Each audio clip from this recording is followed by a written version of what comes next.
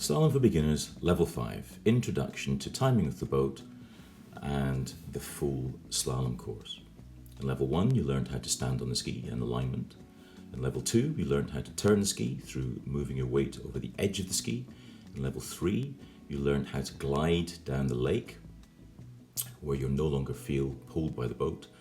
In Level 4, you learned how to control that glide by initiating a turn with two hands on the handle, and having initiated the turn, how to re-engage the power triangle to create acceleration through the wake. It's absolutely important before you begin Level 5 that all these previous levels are dialed in and effectively natural. They're default positions for you, and that you know what these sensations are, and you know when they're correct, and you know when they're incorrect. Only then should you be considering moving into Level 5 and starting to shadow the course. The purpose of Level 5 is to allow you to concentrate on all these previous techniques whilst developing the space and the timing required to go around all the buoys. Without actually going around the buoys at this time, you'll have a lot more latitude in this process. And the key to this is more acceleration and more width.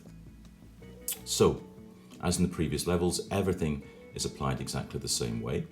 If you watch here, we're engaging the power triangle, gliding, engaging the power triangle through the wakes, glide, just inside the buoys, engage the power triangle through the wakes, glide, and so on. The ideal here is to try and do 6 of these, shadowing all 6 of the buoys. Now, let me move back to the beginning again, and we'll look at this in slightly more detail. So, what I would recommend is that your coach is going to be in the back of the boat, and initially they will give you an idea of when to turn in, and they'll give you an idea of the correct timing for when to raise your arms to glide. And similarly, once you're in the glide, they'll give you an idea of when to engage the power triangle to turn and come back across the wakes. So as we see here, there's a glide, arms are raised, and at the correct moment, and this your coach will show you, power triangle is being re-engaged, which is initiating the turn, because we know from before the pressure from the rope is going to engage that right arm, which is going to cause the hip to move in this direction, which, as we know, is going to turn the ski in that direction. And that's what's initiating the turn.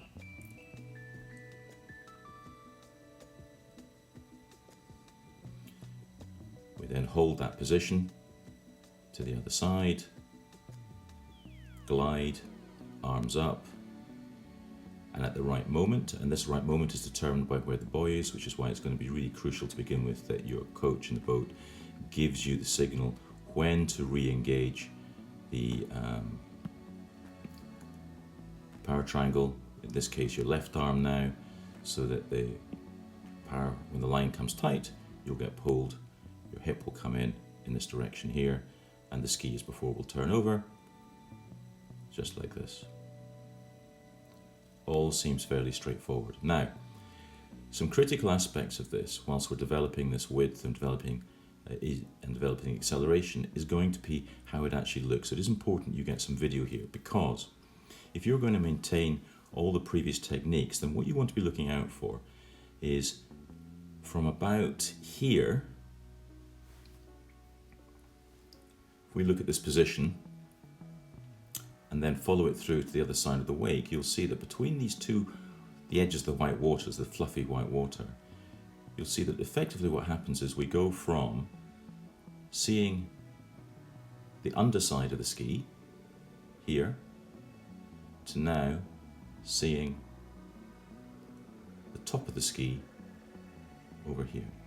And by the top of the ski, what I'm doing is I'm actually now looking, I'm looking here on the top of the ski. So what's happened is between the two white waters, through the wake, the ski has changed edge. It's actually more nuanced than this, and it's important that we realize that while the ski is changing edge from one side to the other, what's actually happening here is that the ski itself is closer to the back of the boat at this point here. So the distance from where the ski is to the boat the ski is closer than, say, my shoulders are to the back of the boat. When we get to the other side, what's happened is, at this point where we now see the top of the ski, and the ski has changed from a cutting edge to a turning edge, things are different. And the ski itself now, from here to the back of the boat, is now further away than my shoulders are from the back of the boat. So what's happened is that the ski, as well as changing edge, has moved underneath me. This is really important. If you watch any skier that's been doing it for a while and knows what they're doing, any of your professional skiers, this happens. Now, you may find watching them, the actual fact they don't change edge here, the ski isn't flat, they maybe don't change edge till out here somewhere. But the reality is that the ideal scenario is that you change edge in the middle of the wake. Because when you get to the middle of the wake, everything changes, the flow of water under the ski changes. So when you're doing this particular drill, one of the key aspects is to be able to develop the sense of changing edge here on the inside edge, here on the inside edge. So you cut onto the inside edge, you cut onto the inside edge, you cut onto the inside edge. This is something we haven't thought about before, but it's absolutely critical if you're going to be running the course, either as a beginner or as somebody that's hoping to do short line skiing. So we're going to, again, a little bit more detail. How does that actually happen? It's back to everything we've been doing before. It's just being more careful about feeling the sensations. So at this point here, the power triangle is engaged. And the power triangle, as we know, is in this particular case, on the 135, is going to be my right elbow is connected, and I'm making sure that the pressure from the rope is all the way down the right hand side of my body. And I'm resisting with my shoulders, I'm resisting my shoulder being turned in. I don't want this to happen. I want my shoulder to stay back. And when I do that, those forces will effectively cause my hip to move to the inside, ski to turn, and me to be accelerated across the wake.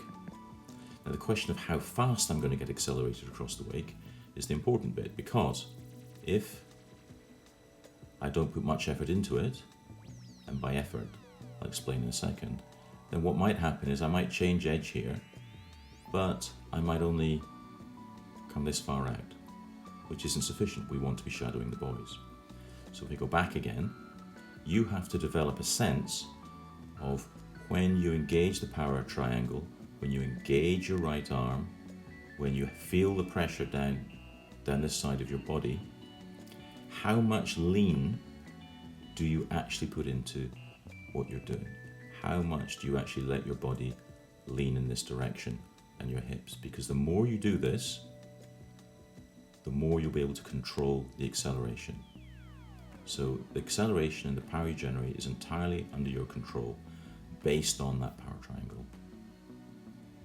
So you tighten up that whole right hand side of your body. If you lean away hard, you could find yourself sailing way past the buoy on the other side. The goal is to be able to work out how much do I have to lean here with a very tight right arm and all the pressure down the right hand side of my body.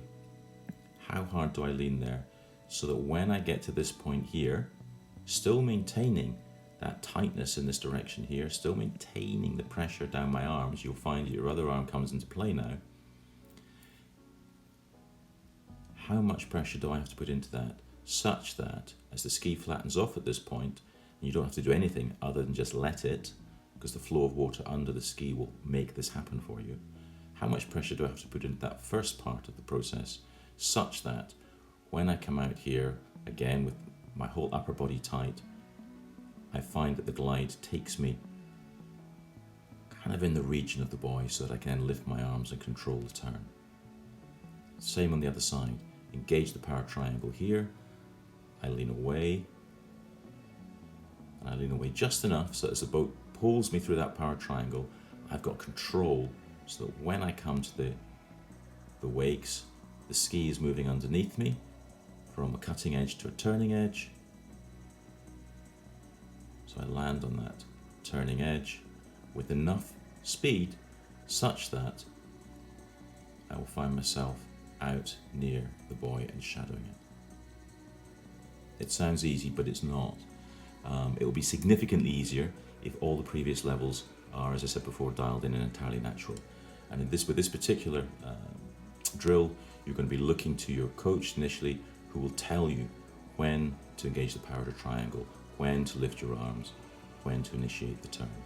And then ideally by the end of this, you'll be able to do it yourself without any slack line. And if you look at the video afterwards, you're going to be seeing yourself crossing the wake, initiating that edge change, and going from a cutting to a turning edge, gliding to the buoy, everything working exactly as it should. And when you've managed to do that, we should get to the point where maybe you can start going around buoy 1 or finish like this going around buoy 6. So once you've managed that, congratulations, and we'll pull this all together and see if we can do a two-handed pass and the full slalom course in level 6.